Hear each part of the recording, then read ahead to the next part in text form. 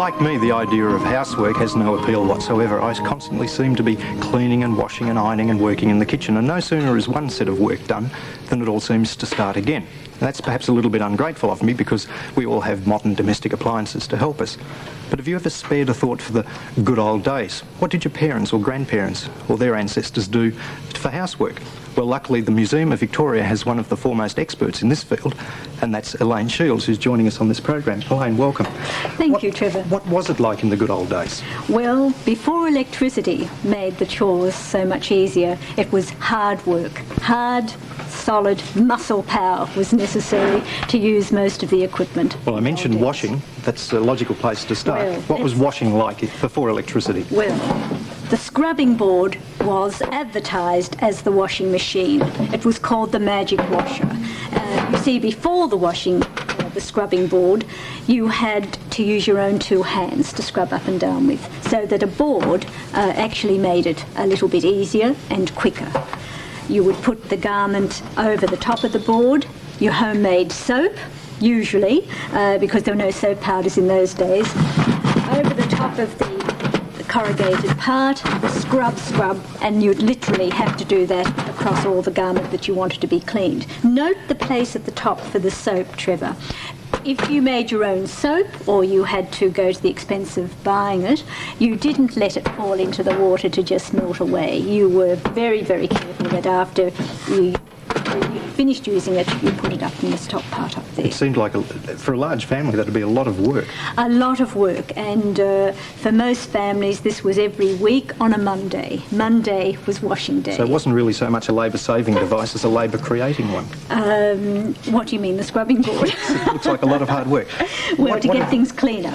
Now, normally, the very dirty clothes would have a big copper where you would boil up the clothes. Now, you didn't have rubber gloves in those days, so you either had a long stick, known as a copper stick, or laundry tongs to bring those items into your smaller tubs. And you needed a couple of tin tubs like this on a bench. This was quite the normal thing.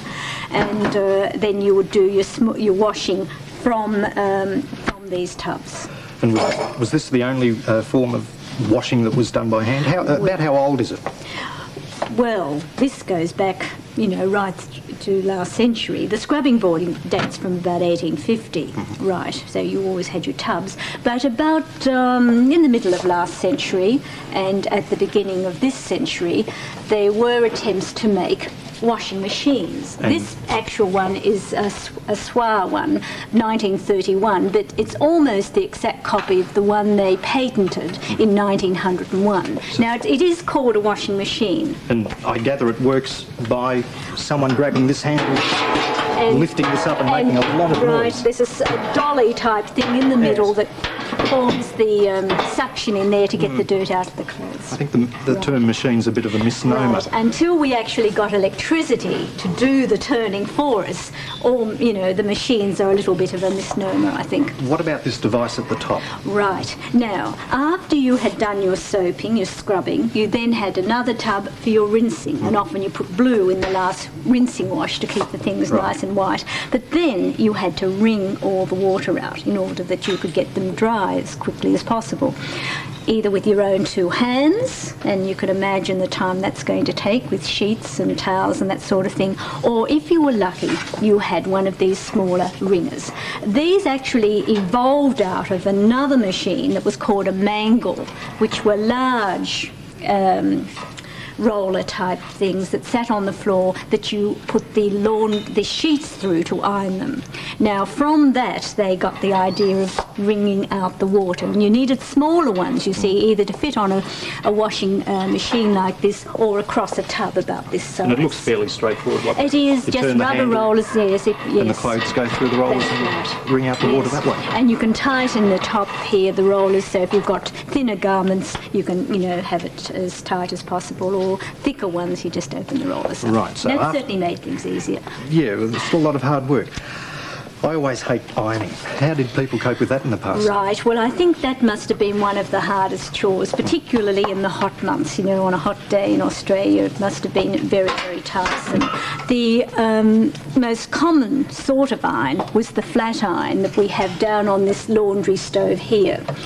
Now, the flat irons were heavy and you needed several of them. This is why a laundry stove that could hold several irons to be heated was something to be desired. Otherwise, you had to stand them up next to the fire. That's why you needed that flat base, because the flat irons had to be stood up like that in order to heat them. Now, the heat only lasted a small amount of time, about 3 to 5 minutes, so you had to keep on changing the irons over. So you were heating them up and quickly ironing and putting them back to That's right, and putting them back and picking up a hot one. So about what era did that flat iron Oh, well, get the used? flat irons go back to about 1600. That Right, long ago? yes, that's when the first heating irons were introduced. But by the time we get to the 1800s, of course, they're mass-produced, and they often bought these irons out as ballast in the sailing ships to bring them out here. Now, we've got an array of irons here, even I Right. can recognise Now, that's what they are. a slightly better iron in some respects was one that was known as a charcoal iron. With the charcoal iron, you had the heat inside the iron, right? The coals were put in there, sometimes hot coals, otherwise ordinary charcoal that you put some alcohol on and then lit from the back. And so you had the constant heat inside the iron. And then at the back you had a little window for regulating. You see, if you wanted a very hot iron, you'd let as much air in as possible, or fire needs air to burn. And close it up if you wanted less. If you wanted to cool it. And the other advantage of the charcoal iron is the wooden handle. Right. Well, it doesn't get Well, I was so going to hot. wonder how it didn't burn the person who wanted to use it. Right, and the little flap there to stop the heat from getting onto your knuckles. Of course, with the flat iron, you had to have a sort of a pad always to lift it off initially when you got it off the fire. This is another variation of the charcoal iron. It's a bit of a giggle, really. You see, it doesn't have the space here for the smoke or the fumes to go out. It has the chimney, which is all right if you're right-handed, although it's rather awkward to hold if you like to lift that And up. quite heavy. And all these irons were heavy. But if you were left-handed, right, it must have been a little bit difficult. Right, but it did hold the heat. Every 20 minutes or so, you'd need to go outside and shake some of the ashes out. But it still seems a bit of an improvement over the standard flat iron. Right, because you didn't have to have so many of them. Now, what Right. about these little ones here? Are they for different sorts of iron? Yes, different sorts of things. The polishing iron, for instance, is a special type of flat iron. You'll notice it's got a rounded base, and this was the iron you used for starch things. Remember, in the old days, we had a lot of starched items, particularly collars that were starched. You had to make up the starch with the solution in water, and very stiff type of water. And always the starched items had to be ironed damp. So how was this used then? So you would... the rounded base is so that when you are ironing the dampened starched items, you can get a greater pressure down. You see, it's very hard if it was a flat base to get that, because you're actually cooking the starch in the material to get the shine. You know, the collars and the cuffs, they like to get that nice shiny surface on. Plastic would have been easier. It certainly would have, and probably not that much different to look at. Now, this iron here seems very different. It is, and I think this is one of the most marvellous little inventions of all time for ironing purposes. She was only a 17-year-old housewife. Florence Potts, her name was, in America, and she took out the actual patent for this iron. It's called a Mrs. Potts iron.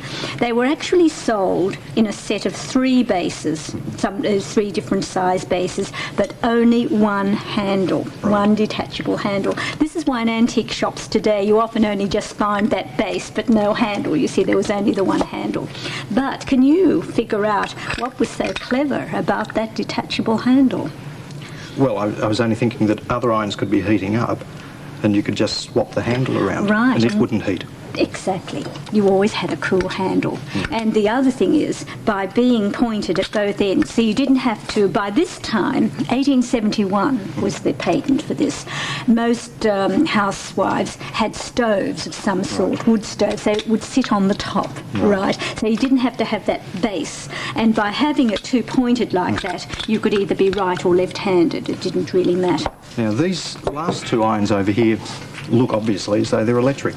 Right, one of them is, one of them isn't. This is a gas iron, And you see, by the 1880s in Melbourne, for instance, the Metropolitan Gas Company had hired out many gas stoves to people, and this was the attachment that fitted to the side of the gas stove. I just thought it was a thick electric cord. No, this is for the gas, or up to the light fitting on the wall. And you would then turn the gas on. The only disadvantage to the gas iron, really, was that when you lit it at the base here after the gas came through, it did make a loud bang, and that, you know, some housewives were very nervous of that. The little chimney, of course, was to take away the fumes. All right, and the electric iron at the end there. Yes, they were coming in the 1920s. This is actually a 1915 one, and you can see that it didn't have any covering there for the cord, and of course there's no thermostat or anything like that, and if you weren't careful and you were rather forgetful and left the iron on, you could be in trouble.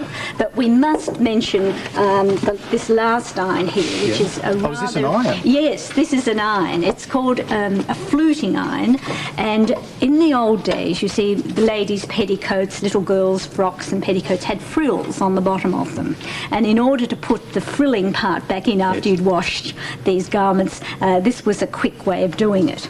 It could open up like so, and the bottom of the skirt or whatever would go in there. We've only got a piece of paper here for our demonstration today, but if you like to turn the handle, sure. Trevor, and then we'll be able to see, right, the nice fluting.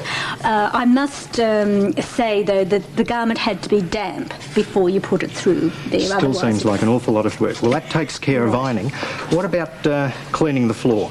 Right, cleaning the floor. Well, we had carpet beaters, and Mrs. Beisel in America in the 1870s had come out with the type of carpet beater, and the interesting thing about the carpet sweeper, rather, is that it hasn't really changed from today, except it's made of wood completely, apart from the brushes, whereas today all that would be plastic. And what about this device, which I saw behind us? Well, what is it? Middle-class housewives who didn't want to use the carpet beater, which we'll get to in a moment, could have something like this called a carpet, they actually called this a vacuum cleaner. Can I show that to people? It is... It was actually called a vacuum cleaner. Yes, a vacuum cleaner, about the turn of the century. Now, I can't really see any advantage in it myself, because you had to pull this handle out, like so, in order to get the suction there down on the floor to pick up the dirt. Right. And that is very, very hard to use. I think you would be much better off with the beater. If you like to hold the bag up, the Hessian bags, because often they made the rag rugs, you know, with something like that, and you take this out, you wouldn't do it inside, of course, and whack, whack, whack, you'd get all the dust out that way. Right, especially on a windy day, which I'm sure you wouldn't do a thing. All right, well, I've decided I don't want to iron with these implements. I don't want to clean the floor. Right. I mentioned kitchens. What delights were in store for our predecessors? We haven't got a wood stove in here to go into the fact that they always had to be cleaned out and blackened, and there was a lot of work attached to them. Well, but we had some interesting sort of gadgets. Now, these are all implements from a kitchen. Right, things that you'd normally find around a kitchen. If we go to this one here, Trevor, have you got any idea what that might be? No, a can opener, but I wouldn't have thought they had canned goods. No, well, we turn the handle there, and obviously something is going to move. You can see this moving across. This is an apple peeler. Oh, really? You see, many people grew their own cooking apples. They had trees in the backyard, or they were on farms, and they might have wanted to do some preserving or drying of apples. Can you show us how it works? Well, we'll try. We just take that off there. That's spring-loaded, you see. We put that on the holder here, bring that up to the side, and then, right, if we can get it going, right, it did take, see, there we go.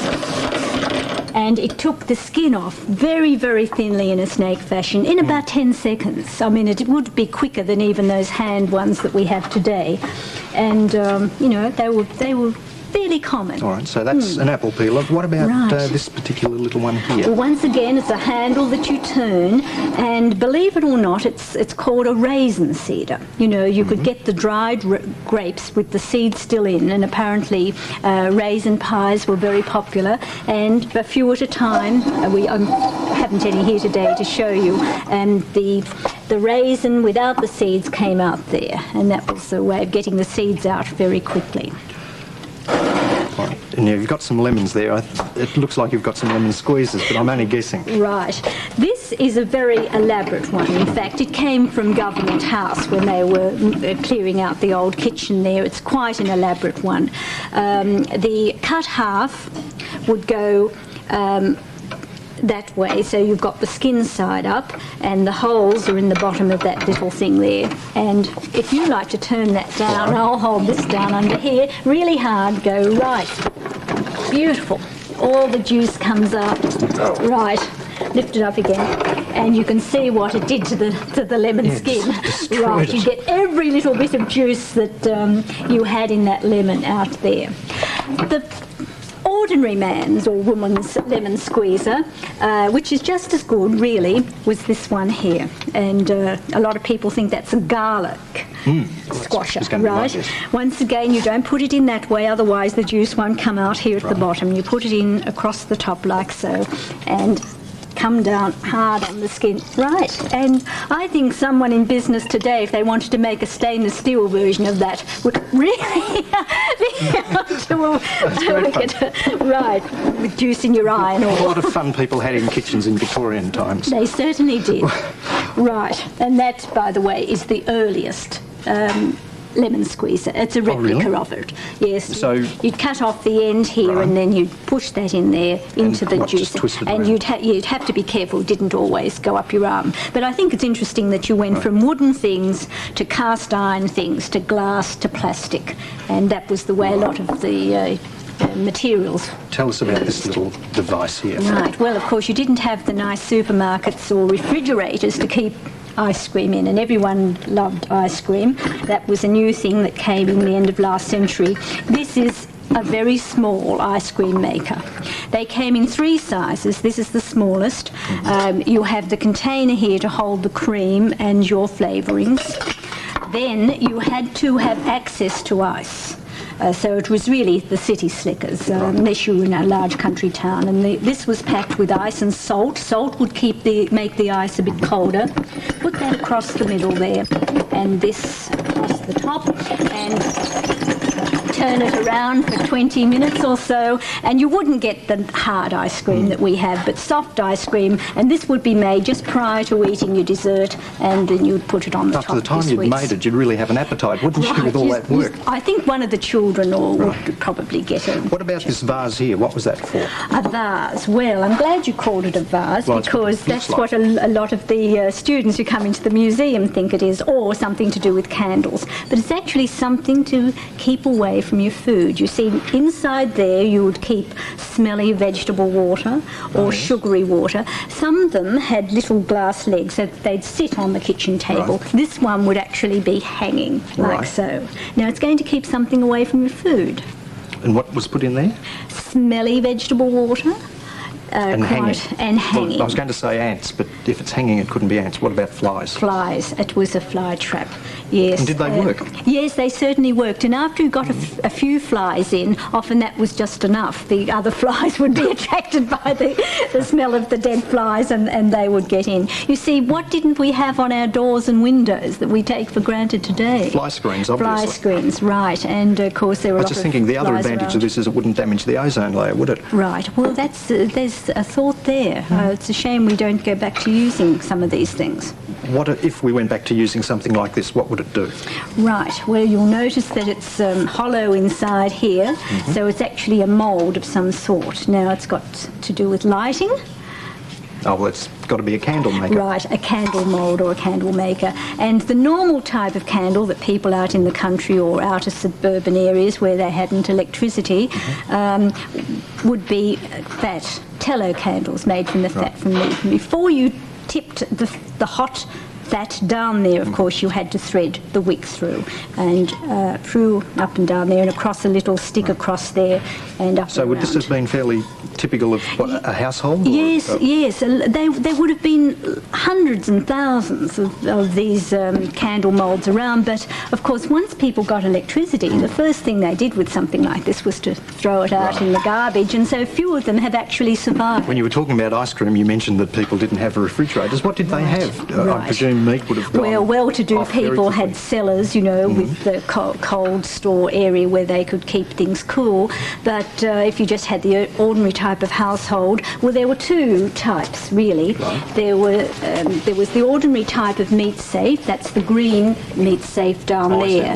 Right, just to keep. That really wouldn't be cooling things, though. So what, that just let the air flow through? Let the air flow through it. You put it out usually under a shady tree. But a better version, really, that did keep things cool was the Australian-invented Coolgardie safe. Just looks like a big box with Hessian. No one gets the honour of inventing it, and that's what it is. Oh. It is a box lined with Hessian. And why did they use Hessian? Because the most readily available material around that you could see through, really, was this Hessian. And that Hessian bags were used for a variety of things, including the lining of the Coolgardie safe. Now, it needed another thing to make it work: water.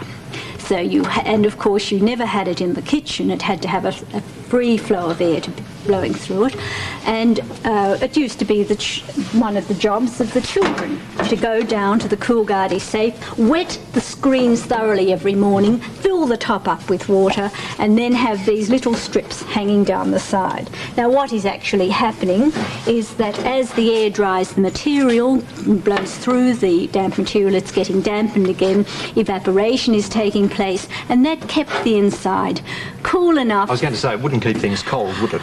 It kept things cold, but not like a refrigerator. Right. I think one of the few things, Elaine, that we haven't spoken about is this. Well, in the front here, it looks similar to the one we've just looked at. Right, and it's the manufactured version. You see, people could make their own. This is the deluxe model. This is the deluxe model. Right. And this Trafalgar safe was patented in 1916, and it's very interesting that it does have the actual directions for its use underneath. And right. And according to the directions there, you turn the little taps on. Right. You get about 40 drops a minute.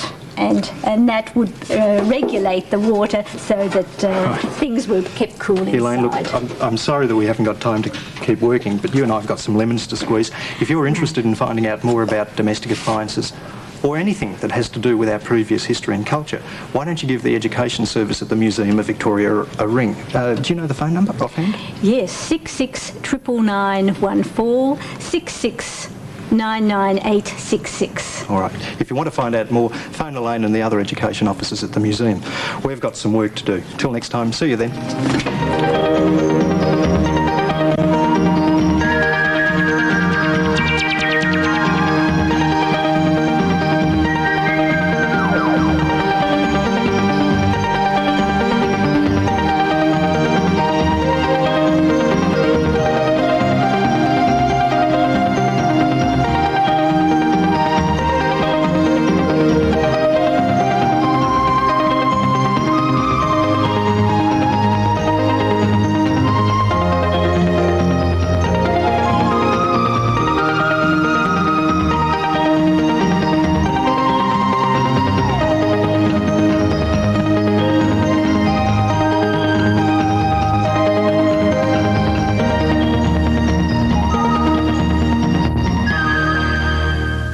Victorian schools can obtain a copy of this program by sending a blank cassette and a dubbing request form to the Videotape Dubbing Service, Curriculum Branch 234, Queensbury Street in Carlton, 3053. Telephone inquiries on 03 341 4421.